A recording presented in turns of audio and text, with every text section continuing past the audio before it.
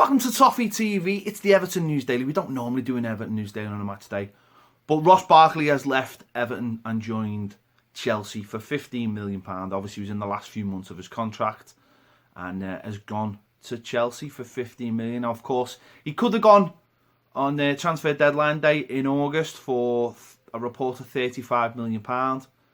Reportedly, a medical was done, and he didn't. Said he was going to come back to consider his future, and surprise, surprise, has joined Chelsea at the first opportunity. And this just stinks a little bit, doesn't it? It stinks that maybe they had a medical, realised he wasn't going to be fit till January anyway, and decided, you know what, we can save £20 million, you can get more money in your arse pocket, and we'll let Everton look after you for the next few months. Saves us the hassle of having to tell our fans when are you going to be back. And they've signed him. It's a brilliant deal for Chelsea. This is what they do. They buy good prospects cheap, leave them on the bench or give them a few games here and there, and know that they'll get the money back, not a problem, or sell them probably twice as much, knowing that they've got a nice long contract. So it's great business from Chelsea. They win either way. You know, they've got a young English player playing for them. That looks good. Ticks the boxes. They'll sell a few shirts. All those things. So for Chelsea, it's a fantastic deal, whether he plays or not. For Ross Barkley, I don't know. I don't know whether it's a good deal. I still can't quite get my head around why he was so desperate to leave the football club. Was it because of the treatment under Ronald Koeman? To be fair, under Ronald Koeman, he probably suffered, footballing wise. The manager probably wanted him to do things he didn't want to do. I don't know how that'll work with Conte. I'm sure Conte will be asking him to do those things. I don't know. I don't know where or what this will do for Ross Barkley. I think obviously under Roberto Martinez, he played some of his best football. And he had the love and encouragement of Roberto Martinez, who ranked him massively, absolutely massively.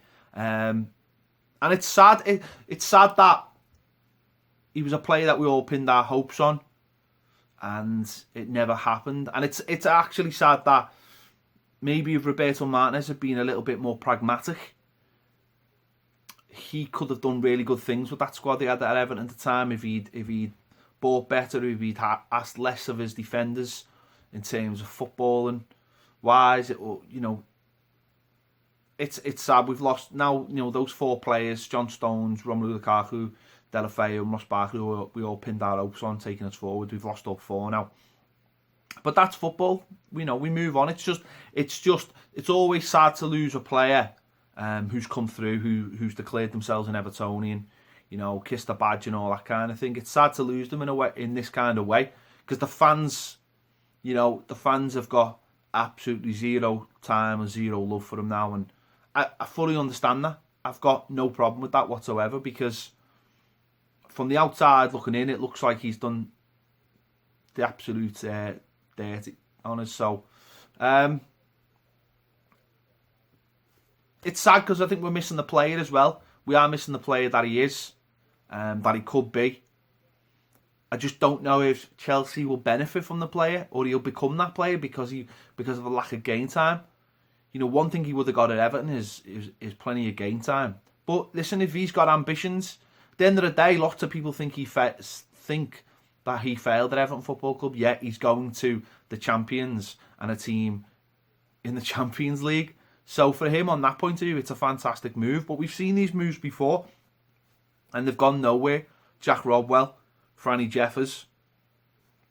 It's whether he's got the ability to deal with the challenges ahead, and whether he can push himself in that team. Because we've seen another one. They bought Danny Drinkwater, and I think the same day they were trying to bring Ross Barkley in, and he's hardly played a game for them.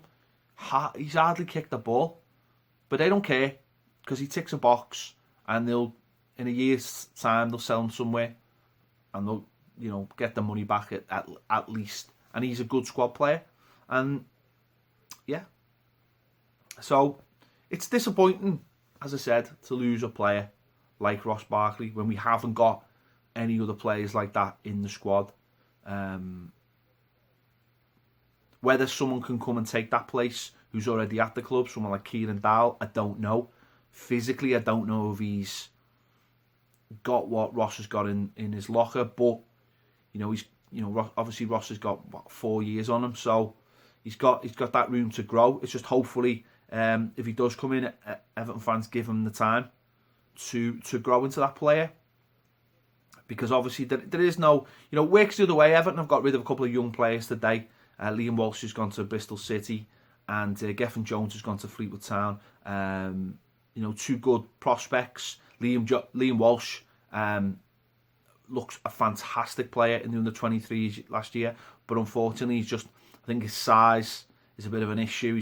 He hasn't got the structure of a modern Premier League player, and probably just hasn't got the ability yet to back that up. The fact that he hasn't got the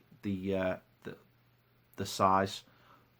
Hopefully Everton have put something in the contract, certainly for Liam Walsh, maybe a buyback clause, because they're the kind of players who go away, get their heads down, and come back in 2-3 years looking like the player you'd all hope they would be. So it works both ways. Ross Barkley's left, and Everton have got rid of a couple of young prospects. So that's football for you. We'll have to wait and see. We haven't missed Ross Barkley. You won't miss him because he hasn't played this season, but I think we've missed him certainly in the way we play. We don't have a player in the midfield who drives us forward like Ross does, gets hold of the ball and pushes us forward. Will it work at Chelsea? I don't know. If he gets the ball and he moves and he's got more options ahead of him. Last year he barely had any options. His best form for me came when he had Seamus Coleman playing right back, and he was playing just off the right, and he always had that option of coming in off the right and had Seamus Coleman on the right of him. And to be honest, his form dropped off when Seamus went out the side, when he broke his leg for Ireland. So maybe with more numbers ahead of him, Chelsea will get the best out of him. Whether he gets a chance, I don't know. It seems like the play's been forced on Conte as part of their transfer business and how they do things. But yeah, it's always a sad day when you lose one of your own players. I think it always reflects badly when you lose a prospect, and certainly when they go up anyway. But that's football, isn't it? That's football. I've sort of got over the romantic side of losing players. It doesn't really bother me that much. It probably when Wayne Rooney left, to be honest. That's when it all went out the window. But I'm sure me and Baz will do more on this next week, because he's a player that Baz really loves. So let us know your thoughts in the comments on Ross Barkley moving to Chelsea, and hopefully Toxin coming in soon at some point today. Yeah, thanks for watching Toffee TV. I'll see you later.